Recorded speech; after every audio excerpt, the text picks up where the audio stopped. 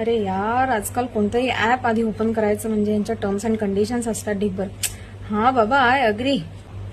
हे असं बऱ्याचदा होतं की आपण कोणतंही ऍप ओपन करताना त्यांच्या टर्म्स अँड कंडिशन्स येतात, आपल्याला ते ऍप ओपन करायचंच असतं, त्याच्यामुळे आपण त्यांचे जे काही टर्म्स अँड कंडिशन्स असतात ते न वाचता अॅग्री करून पुढच्या स्टेपवर जातो. पण या टर्म्स अँड कंडिशन्स ऍक्सेप्ट करण्याचा, आय अग्रीवरती न वाचता टिक करण्याचा कायदेशीर अर्थ काय होतो, त्यांच्या कोणत्या कंडिशन्सना आपण अॅग्री करतोय हे समजून घेणं महत्वाचं आहे. आयटी ऍक्ट 2000 नुसार तुम्ही ऑनलाईन क्लिक केलेले आय ऍक्सेप्ट किंवा आय अग्री बटन हे तुमच्या डिजिटल सिग्नेचर इतकंच कायदेशीर मानलं जातं.